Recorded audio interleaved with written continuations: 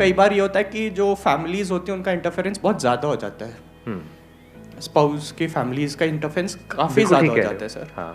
और इनफैक्ट कभी स्पाउस चाहता भी है बट फैमिली की वजह से वो कर नहीं पाता है कुछ। ये प्रॉब्लम छोटी नहीं है, इंडिया में बहुत बड़ी है ये प्रॉब्लम, क्योंकि रिलेशनशिप यहाँ पे इंडिपेंडेंट तो है ही नहीं कि अगर शादी हो रही है तो एक लड़का लड़की की नहीं हो रही है, दो खानदानों की हो रही है, दो फैमिलीज की हो रही है। और बचपन से ही ऐसी फिल्में देख देख करके हम बड़े हुए हैं, हम साथ साथ हैं, क्योंकि रियलिटी में ऐसा नहीं होता है। मूवी में तो कुछ भी दिखा सकते हैं ना। तो ये बहुत बड़ी कॉम्प्लिकेशन है। तो इस कॉम्प्लिकेशन को कैसे ठीक किया जाए? आपके सेशन दिखाए, उससे तो समझ नहीं। ये भूल के भी गलती मत करना। इन्होंने कहा कि आपके सेशंस दिखाएं, इतने जूते पड़ेंगे जितना हम सोच भी नहीं सकते। वो कहेगा ये कौन होता है हमारे बीच में आने वाला, कौन है ये, और तू क्यों इतना सुनती है इसको? वो खुद देखे तो बात अलग है। और ये बहुत इंटरेस्टिंग बात है। जब भी कोई सेशन अटेंड करते हैं वो ये नहीं सोचते कि मेरे को खुद को बदलना है, कहते ये वीडियो तो मैं जरूर अपनी बीवी को दिखाऊंगा। बीवियां सबके बुरी है, हाँ, पति सबके बुरे हैं, ये तो मैं अपने पति को दिखाऊंगी। भाई खुद तो देखो, खुद तो समझो बात क्या हो रही है यहाँ पर। तो अगर सामने वाला नहीं समझ रहा है, अब क्या करें? एडजस्टमेंट हो जाती है पे। अब आ गया एडजस्टमेंट करो। अब एडजस्टमेंट कब तक करोगे और किस हद तक करोगे?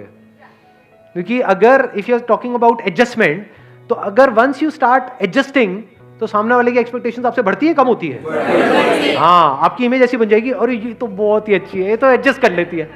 अब पूरी दुनिया आपको एडजस्ट ही करवाती रहेगी अपने हिसाब से, और ये बुरी तरीके से फंसेगी कहीं ना कहीं जा करके, क्योंकि कभी ना कभी एक लिमिट होती है ना, रस्सी को खींचने की एक लिमिट है, कभी ना कभी टूट जाएगी।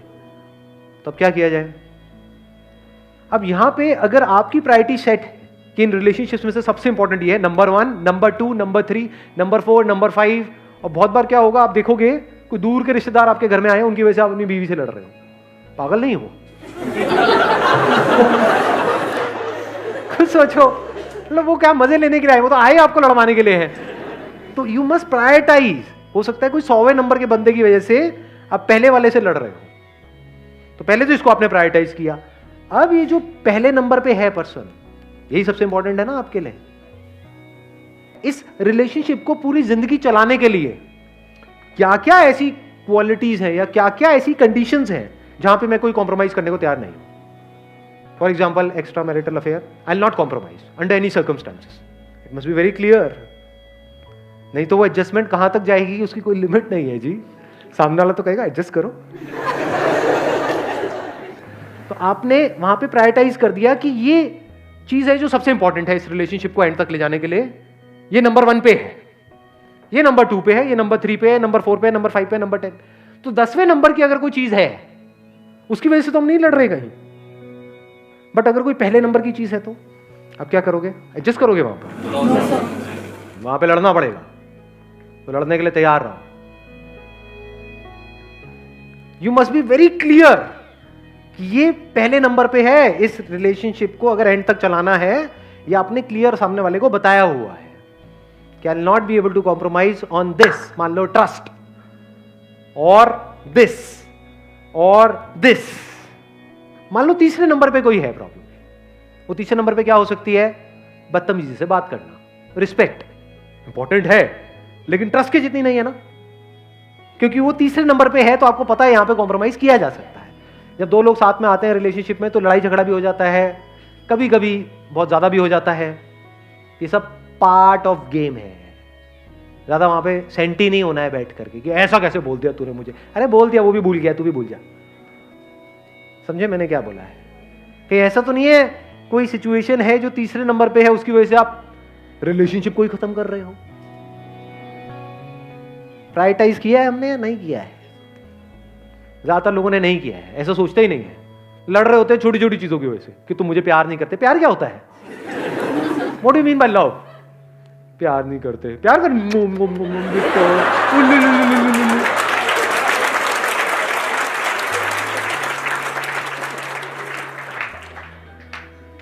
वेले फंडे होते हैं बहुत सारे लोग। आप अभी हंस रहे हो लेकिन इन्हीं चीजों की वजह से लड़ाई झगड़े हो रहे होते हैं। अब यहां पर कुछ चीजें हैं जब आपने प्रायोरिटाइज कर लिया है तो आपका माइंड बिल्कुल क्लियर है, तो नाउ यू आर क्लियर कि हाँ ये जो टॉप 3 है ये तो इस बंदे ने संभाल रखा है, यहाँ पे तो 100 में से 100 नंबर है इसके, और बाकी की जो है यहाँ पे बंदा 0 है, 100 में से 0। अब क्या किया जाए? लगाओ। नहीं, एडजस्टमेंट क्यों आ गया फिर से? एडजस्टमेंट, ये एडजस्टमेंट क्यों इतना भरा पड़ा है आप लोगों के दिमाग में? हर जगह पे एडजस्टमेंट करें, क्यों एडजस्टमेंट करना है? यू आर एब्सोल्युटली क्लियर कि जो 3 चीजें इस रिलेशनशिप को एंड तक ले जाने के लिए सबसे इंपॉर्टेंट है, वो तीनों क्वालिटीज इस बंदे के अंदर है, बाकी की चेंज की जा सकती है। बहुत बार हम क्या होता है, हम बस अज्यूम कर लेते हैं कि हाँ सामने वाले को पता तो है, सामने वाला समझ लेगा ना। ये बड़ा अजीब सा फंडा है। सामने वाला नहीं समझता तो आप समझाओ ना उसको बताओ ना कि आप उससे कितना प्यार करते हो, उसको बताओ ना कि हम मरते दम तक साथ रहने वाले हैं, उसको हक करो ना डेली। एडजस्टमेंट क्यों करनी है? Why adjustment? एडजस्टमेंट का मतलब है जो टॉप 3 है यहां पे आप कॉम्प्रोमाइज कर रहे हो। Never adjust. कुछ चीजें हैं जहां पे एडजस्टमेंट नहीं करनी चाहिए, और कुछ चीजें हैं जिनको बदला जा सकता है, तो एडजस्टमेंट है कहां? इट विल टेक टाइम, एक दिन में नहीं होगा। बिल्कुल ऐसा है जैसे किसी पौधे को बड़ा करना, उसकी केयर करनी पड़ेगी, उसको पानी देना पड़ेगा टाइम पे, पूरा ध्यान रखना होगा, आंधी तूफान से बचाना होगा। इसी केयर को प्यार कहते हैं। हर वो काम करना होता है जो आप चाहते हो कि आपके साथ हो। सिंपल है। आपको क्या अच्छा लगता है? कोई आपकी तारीफ करे, आपकी कमियां निकालता है। अच्छा लगता है? नहीं लगता है। कोई आपकी कमियां आपको बताता है, आपको पता है खुद में आप में कितनी कमियां हैं, खुद ही अपने आप को बताते रहते हो, ऊपर से कोई सामने से बता दे तो गुस्सा नहीं आता है? बट यही नहीं होता है रिलेशनशिप्स में। क्यों होता है ऐसा? क्यों हम सामने वाले को उसकी कमियां बताते रहते हैं? क्योंकि हम उसकी कमियां देखते रहते हैं। क्यों उसकी कमियां देखते रहते हैं? क्योंकि कभी हमने प्रायोरिटाइज किया ही नहीं कि इस रिलेशनशिप के लिए सबसे इंपॉर्टेंट क्या है।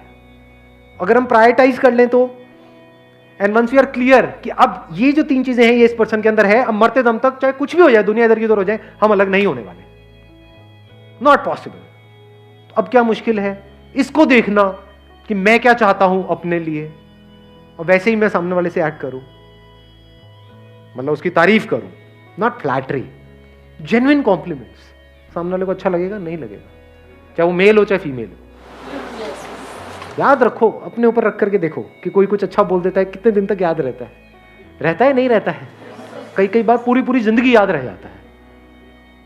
हमें खुद भी नहीं पता होता है कि हाँ हमारे अंदर ऐसा कुछ है, और अगर वो कोई बोल दे तो और अच्छा लगता है। तारीफ खुल के क्यों नहीं करते हो? बुराई तो खुल के करते हो। जब अंदर से we are really thankful from the bottom of our heart to the other person कि थैंक यू सो मच कि तुम मेरी लाइफ में हो, it means a lot to me, it means the world to me. और आप ये सब बोल नहीं रहे हो, बस उसकी आंखों में इस तरह से देख रहे हो सोच करके, तो कुछ होगा वहां पर या नहीं होगा? सामने वाले को कैसा फील होगा? या फिर बैठे हैं, सामने वाला परेशान है, बस उसके हाथ पे हाथ रख दिया, हाथ पकड़ करके बैठे हुए हो थोड़ी देर के लिए, क्या हो गया? इसमें एडजस्टमेंट कहां है? अगर इस तरह से हम चलने लग जाएं तो सामने वाला भी ऐसा करना शुरू कर देगा? नहीं करेगा। किसी दिन आप उसको हक करना भूल जाओगे तो उसको याद रहेगा। अब आपके फंडे ना लाइफ में क्लियर हो जाते हैं, एक बार प्रायोरिटाइजेशन हो जाता है। आपको पता है हाँ मेरे को सामने वाले से 3 ही एक्सपेक्टेशंस है, बस खत्म। प्रॉब्लम पता है क्या है? जड़ क्या है सारी की सारी प्रॉब्लम्स के लिए? आपको यही नहीं पता है आपको सामने वाले से कितनी एक्सपेक्टेशंस है, आपको यही नहीं पता है आपको सामने वाले से चाहिए क्या है। तो अगर वो सब कुछ भी कर देगा तब भी आपके लिए कम पड़ जाएगा। लोग कहते हैं एक्सपेक्टेशन नहीं होनी चाहिए। क्यों नहीं होनी चाहिए? होनी चाहिए। अगर आपके सामने वो घर में बैठ करके अपनी जो भी उसकी गर्लफ्रेंड है पुरानी, उसके साथ में हाथ डाल करके सुट्टा मार के अपने मुंह पे धुआं छोड़ेगा और वो भी छोड़ेगी, दोनों मिल करके छल्ले बनाएंगे धुएं के, और आपको कहेंगे देख के तारीफ करो इन छल्लों की, तो एक्सपेक्टेशंस होनी चाहिए? नहीं होनी चाहिए? ये सब नहीं चलेगा। तो एक्सपेक्टेशंस होनी चाहिए, बट क्लियर होनी चाहिए। You must be clear.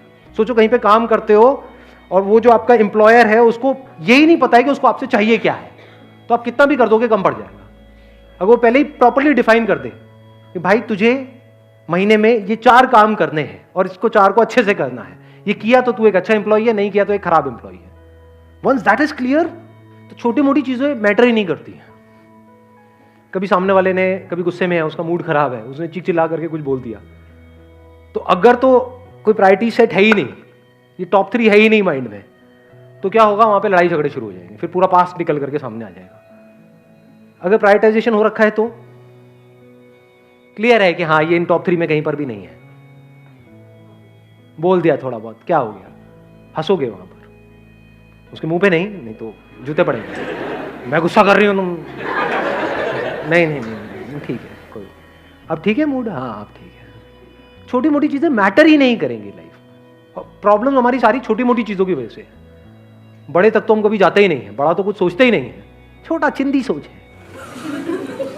नहीं, सुबह से रात तक जो आप दुखी होते हो वो किस लिए होते हो, कभी सोचा है, अपने माइंड में झांक करके देखा है? आप में से कितने हैं वो दुखी है इसलिए क्योंकि वो अमेरिका के प्रेसिडेंट नहीं बन पाए?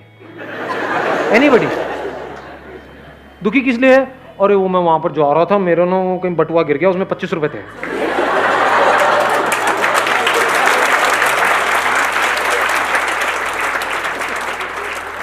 चिंदी सोच, चिंदी दुख।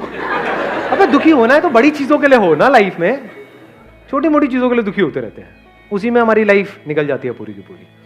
तो वंस दैट इज क्लियर, तो आप छोटी मोटी चीजों की वजह से लड़ोगे झगड़ोगे ही नहीं, चीजों को सामने वाले को बड़ी आसानी से दे दोगे।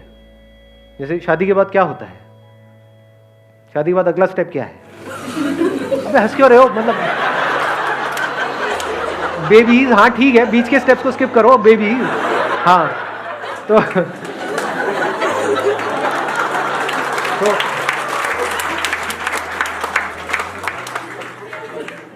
तो बच्चों को लेकर के कितने लड़ाई झगड़े होते हैं लोगों के, पावर गेम चल रही होती है वहां पे।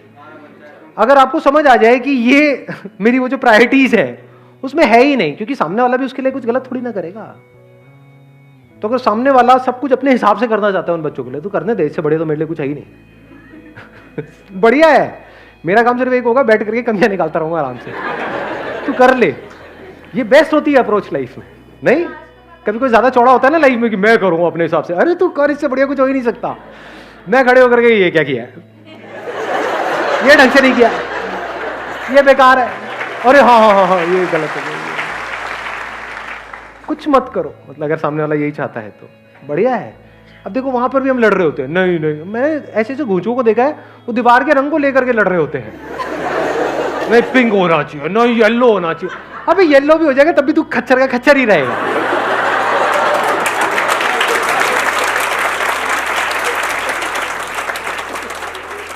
तो वहां पर बड़ा हल्का फुल्का हो जाता है सब कुछ। हंस लो कोई नहीं, रोक करके क्या करोगे, निकल जाने दो हंसी को। और एक और चीज वहां पे आपको बता देता हूं लाइफ का, last but not the least, सबसे इंपॉर्टेंट क्या है एक रिलेशनशिप को अगर आप पूरी लाइफ के लिए चलाना चाहते हो तो? नहीं, ये सब थ्योरेटिकल बातें हैं, अंडरस्टैंडिंग ये सबसे इंपॉर्टेंट है सेंस ऑफ ह्यूमर। अपने एक्सपीरियंस के बेस पे बोल रहा हूं।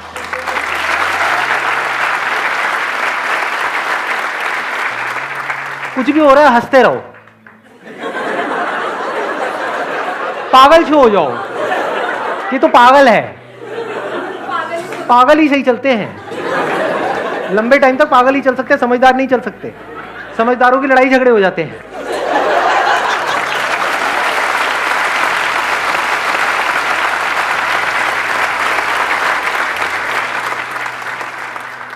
सेंस ऑफ ह्यूमर, अब वो सेंस ऑफ ह्यूमर कब आपके अंदर हो सकता है, कभी सोचा है? ये सेंस ऑफ ह्यूमर मर जाता है बहुत लोगों में, शादी के बाद तो बिल्कुल ही मर जाता है।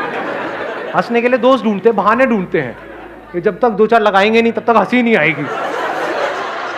अबे क्या है ये सेंस ऑफ ह्यूमर, कहां से आता है, कभी सोचा है? जब लाइफ को आपने समझ लिया बारीकी से, life is imperfect, it can't be perfect. जैसे ही आप परफेक्शन की तरफ चले जाते हो ना, मुझे सब कुछ परफेक्ट करना है, परफेक्ट का मतलब क्या, सब कुछ अपने हिसाब से करना है। क्या आपका हिसाब परफेक्ट है? आपका हिसाब तो ये भी कह सकता है कि नहीं, ये जो चूहा है ना इतना प्यारा है, मुझे इतना प्यारा लगता है, उसको बिल्ली नहीं खानी चाहिए। और सोचो आपके पास में पावर्स आ जाए कि बिल्ली चूहे को नहीं खाएगी और वो खाना बंद कर दे, तो क्या ये परफेक्शन है नेचर के पॉइंट ऑफ व्यू से या इम्परफेक्शन है? जिस तरह से हम सोचते हैं कि ऐसा होना चाहिए, वो सब इम्परफेक्शन है, वो सब कचरा है। तो आपने क्या किया, खुद की सोच पे क्वेश्चन मार्क लगा दिया, ऐसा हम कभी नहीं करते। हम क्या करते हैं, सामने वाले की सोच पे क्वेश्चन मार्क लगाते हैं कि जो कमियां हैं सामने वाले में है, मैं तो बिल्कुल सही हूं, मैं सही हूं तू गलत है। यही जड़ नहीं है हर रिलेशनशिप की। अगर ये उल्टा हो जाए तो कि तेरा गलत भी सही है और मेरा सही भी गलत है, अब कहां से लड़ाई होगी? बशर्ते वो जो टॉप 3 है उस पर आप कॉम्प्रोमाइज नहीं कर रहे, छोटी मोटी चीजों में सब में हाँ ठीक है, सब सही है, मतलब इम्परफेक्शंस में भी आप हंस रहे हो, उसको सेंस ऑफ ह्यूमर बोलते हैं। खुद पे हंस रहे हो, जो हरकतें हो रही है उस पे हंस रहे हो, जो कुछ हो रहा है मतलब आप पूरी कोशिश कर रहे हो कुछ ठीक करने की, तब भी वो खराब ही होगा, उस पे हंस रहे हो ना। अपनी नाकामी पे हंस रहे हो, अपनी बेवकूफियों पे हंस रहे हो।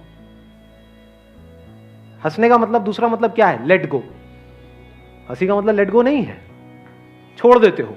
जब पकड़ लेते हो तो क्या होता है? कॉन्ट्रैक्ट नहीं होने लग जाते हो, छोटे नहीं होने लग जाते हो। पकड़ लो हर चीज को, छोटे हो जाओगे, छोटी सोच हो जाएगी।